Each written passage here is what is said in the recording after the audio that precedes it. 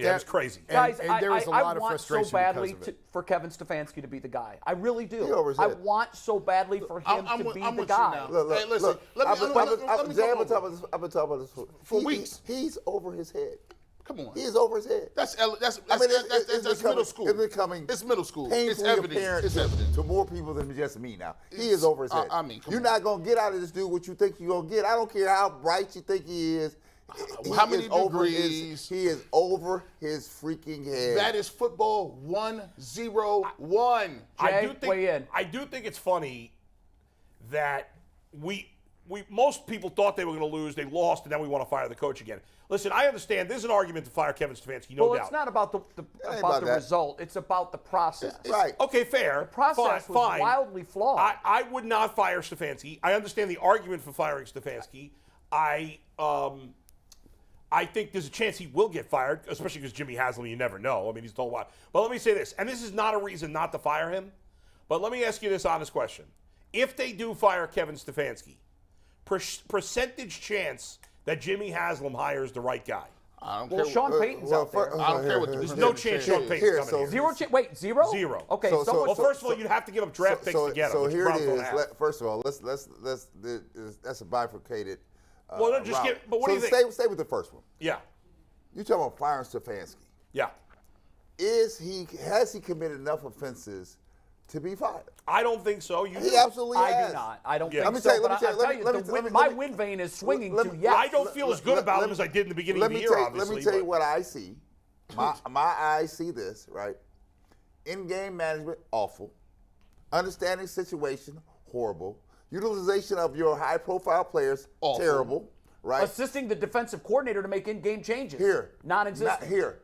Controlling your own sideline. When you see somebody on your staff screwing it up and saying, overriding you, you better get on it or you out of here. Oh, awful. I mean, his whole thing is awful. G. Bush, are you a go or stay? Man, on Stefanski? listen, I didn't jump 2 feet. I was with him before.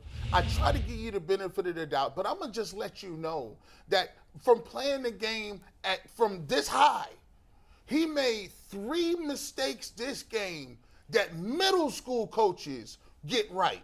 Do you know why nobody in the city teams never really win? Because they go to the layup line and they say, who's the best player? Oh, that kid right there. 3 people on him. You got Jamar Chase. And I said this in the chat the other week ago. I said, listen, the problem is this. If Jamar Chase was on our team, he'd be average. Probably. If J.J. Watt, T.J. Watt was on our team, he'd be average. You know why? Because Kevin Stefanski would never allow him to get 15 targets. Just the same way when we asked him to run the ball and the Falcons did it 20 times in a row. He'll never do it. So if we're sitting here watching this game and it's an available adjustment that Susie, Jan, me, and Bugs Bunny know how to make, and he comes into the press conference and says, well, he didn't make some plays here or there, every player in that locker room looks at him like a sucker. That dude is not an NFL head coach. He's a coordinator, and it does not matter. If you guys want to wait to watch Deshaun Watson come save somebody or make him look better, go ahead. But I'm telling you this right now, just like I told you before, it's better to get rid of somebody right now than to turn around. Because right now isn't going to happen. They're not going to fire him right I left now. one thing out. He never holds anybody accountable. Never. No, and Never. that's All right, problem. but I'm just curious though. Percentage chance that Haslam gets it right with the next hire. I don't care. No, This fine. you have to care. No, yeah, you can't just fire. No, hold on. You got to get it right. No, listen. But I'm just asking you a question. It's You the may not cart- care. I'm just asking. It's the cart before the. If I know who's not right now, You may be right, I can't Chief. make the decision. You may be right. I'm just curious. I'll entertain you. 10%. And that's part of the problem. Part of the problem. I agree with you because here he has to step away. The problem is Never happened. That's the problem. Yeah. This is why we look like Guys- yesterday's trash because we're the laughing stock out here. Here's the calm, rational mind. He's not firing him in the season. No. The next 4 games, in my opinion, are a referendum on Kevin Stefanski. I think that's true. Jason didn't get his because pick they're all winnable games. Yeah. I mean, I know the Ravens are going to be They're tough, all but losable games they've got- too, but yeah, they're they all are, winnable games. But they're all games they could win. The Ravens are down to their 3rd string quarterback? Yes. Okay. So I know their defense is great, but to me, You got to make something out of this 2023 disaster. They can't crater in these final 4 games. 2022 disaster Yes. going into 23. How do you make something of the 2022 disaster so it benefits you next year? You use these next 4 games as a referendum. We're watching, we're evaluating, and we're making decisions. And everybody, as far as I'm concerned, if Baker went, then who's next? What's the pecking order? I told you 2 years ago. This is, we got Tim coming in, so I'm not even, I could do an hour and a half on this. Eventually, everyone in Cleveland, well, maybe it's not true.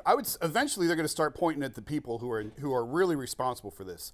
For 20 years, we've been screaming about fire the coach, fire the coach, fire the coach. The coach is incompetent. When are we going to point the finger at the toxic, dysfunctional ownership group that continues to get this? But it's not the coaches. It's the dysfunctional ownership group. No. It's the dysfunctional ownership group. Right. No. It can be both. The coach can be horrible and the dysfunctional group. It can be both. You can say what you want about Paul DiPodesta, and everyone thinks he's an idiot. I get it. I don't think he's an idiot. I think he's really good at what he does, which is like identify talent, not necessarily for the roster. I don't think he picks the players. Paul DiPodesta wanted Sean McDermott. Is he a pretty good NFL coach? He would have been a failure here. But you know what Jimmy did? Jimmy didn't listen to Paul. He went and listened to a guy he was about to fire, and Alex Shiner, and then he hired Hugh Jackson. And look how that turned out. Sean McDermott, Paul DiPodesta wanted Robert Saleh. It was Saleh or Kevin. How's Robert Saleh doing in New York? Pretty good coach, right? Pretty good coach. I think talking about Sean. Pretty good coach. No, Sean McDermott in Buffalo? Sean McDermott in Buffalo is a hell of a coach. Well, here's the problem. Robert Saleh in New York is doing a hell of a job. So everyone Paul has identified is actually a really good NFL coach, except the guy who's here. Why is that? Why is that? But, Jason, I think your conclusion is one that, I said in week 4 or 5 that I thought Stefanski was a good seed in bad soil. I've had players in the building tell me this year, why do you think our best year is when nobody else was in here? It was just us. Players have told me that. Why do you think that is? It's because this ownership group is so toxic and so dysfunctional. By the way, what are they doing that's affecting them on the field? But there's so many different people in the building. Yeah. Like, players will tell you, oh, there's people in here all the time we've never seen before. I've been here for X number of years, and every time there's somebody new in the building. It's never just about you. Pat Riley says all the time, keep the main thing the main thing. The Browns never make the main thing the main thing. Never. Too many distractions. Never. One of the things that bothered me, we haven't talked about on the program, but I wanted to see if you had noticed this. We had pointed out earlier in the season when the Jets were going for the onside kick in the game that derailed their season, that the owner's grandchildren were standing right behind the head coach on the sideline. Where else does that happen? Where does that happen? During the victory celebration, locker room celebration, and this was, for me, I was like, that is a sanctuary. That is for players and coaches only. When Kevin Stefanski was giving his post-game speech after the victory against Houston, I think I saw at least 2 of the young grandkids were sitting right there. Now, Kevin did have his family with him in Houston, and I haven't seen that picture. So I don't know who the kids were. If it was Kevin's kids and he wanted to have them there, I'm okay with that, and here's why. Because then he knows to control his language and his kids are there. I don't know that he would use foul language anyhow. Man, look. But if we got to bring Tim in. It keeps him from giving the speech he might want to give. That's not a rarity. You know what he should worry about? Doubling Jamar Chase. If he worry about kids in the locker room, shame on you, homie. Worry about what gets you fired and what gets you promoted. Tim Couch. Unfortunately.